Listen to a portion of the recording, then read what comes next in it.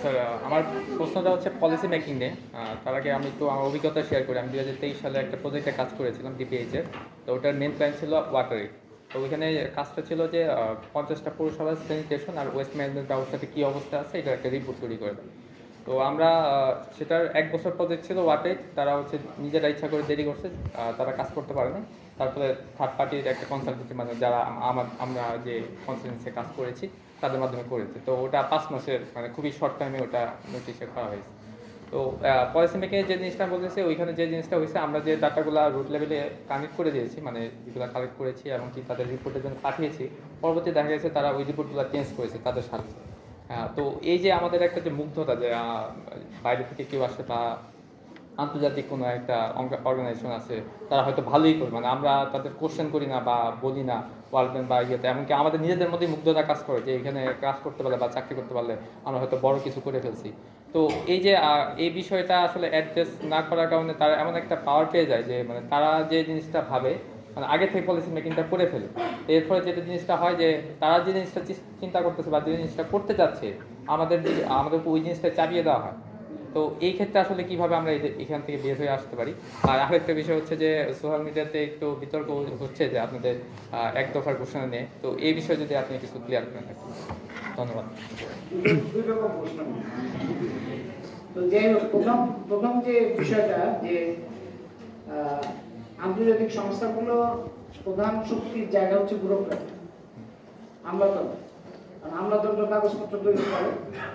কারণ আমলাদের একটা ইনসেন্টিভ হচ্ছে যদি একটা বিদেশি সাহায্যে বিদেশি ঋণের একটা প্রজেক্ট আসে, তাহলে তার একটা মানে কোনো প্রকল্প, এটা আমরা জানি যে কোনো প্রকল্প আসে এরকম যে সেই প্রকল্পে যদি বিদেশ সফরের উপাদান না থাকে তাহলে আমলারা বলে যে না এটা অ্যাকসেপ্ট করে।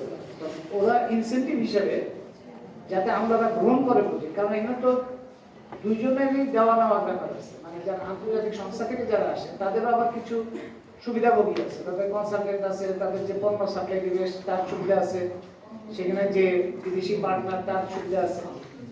তো এইখানকার আমলারা আবার এটা যদি গ্রহণ করতে না চায় তখন আমলারা যাতে গ্রহণ করে সেই জন্য তাদের ইনসেন্টিভ দিয়ে আবার কিছু আবার এখানে কিছু লোকাল পার্টনার থাকে। তার মানে এখানে একটা বড় জোট তৈরি হয়, অ্যালায়েন্স, বিভিন্ন রকম সুবিধার একটা জোট তৈরি হয়। সেই জোট থেকেই এই পুরো বিষয়টা। এটা একটা দেশের অর্থনীতি বা একটা দেশের সরকার যদি জনগণের দিকে তাকানো থাকে, ঘাটটা যদি জনগণের দিকে থাকে, তাহলে তো তার প্রজেক্ট বা নীতিমালা নির্ধারণের ক্ষেত্রে কোন সংস্থা কত ঋণ দিল এগুলো তো তার কাছে প্রধান বিবেচ্য বিষয় হবে না। এবং আমরা ঋণের কথা যদি ধরি, বৈদেশিক মুদ্রার ক্ষেত্রে রেমিটেন্স যে মাত্রায় যে সাপ্লাই দেয় তার তো 10 ভাগের 1 ভাগও হয় না যে সমস্ত বিদেশি ঋণ ওয়ার্ল্ড ব্যাংক, আইএমএফ, এডিবি, তার 10 ভাগের 1 ভাগ হয় না। তো কিন্তু তারপরেও দেখা যায় তাদের দাপট অনেক বেশি থাকে। কারণ কি? কারণ সে ব্যুরোক্রেটদের দখল করে, কনসালটেন্টদের দখল করে, মিনিস্ট্রি দখল করে, তাদের কথাবার্তাই সব সামনে আসে এবং এটার পুনরুৎপাদন হয়। কারণ এর সাথে শিক্ষকরা যুক্ত থাকে, আবার শিক্ষার্থীরা এক পর্যায়ে যায়, তারা আবার ওখানে কনসালটেন্ট হয়। এই করে এই পুরো জিনিসটা রিপ্রোডাকশন হতে থাকে। সুতরাং এটা ব্রেকটা করতে হবে পলিটিক্যাল, মানে সরকার ওরকম জায়গায় আসতে হবে, রাষ্ট্রকে ওই জায়গায় আসতে হবে যে এখান থেকে একটা ব্রেক তৈরি করবে। সেই ব্রেকটা ছাড়া হবে না। আর এই এক দফা টাইপের এগুলি আসলে কোনো বিতর্কের বিষয়, কারণ এখানে বাংলাদেশে অনেক দল সরকারের পদত্যাগ দাবি করছিল তো বহুদিন আগে, বহুজন বহুভাবে করছে। সুতরাং এটা একটা লৌহযাত্রার একটা বড় ভূমিকা ছিল সেই সময়। 37টা সাংস্কৃতিক সংগঠন, বিশ্ববিদ্যালয়ের শিক্ষক নেটওয়ার্ক, এটা মূল অর্গানাইজার ছিল। তাদের ওইটার একটা টাইমিং একটা গুরুত্বপূর্ণ ছিল সেটাই। কিন্তু এই দাবিটা তো বহুজনের, বহু মানুষের বহুভাবে এসেছে।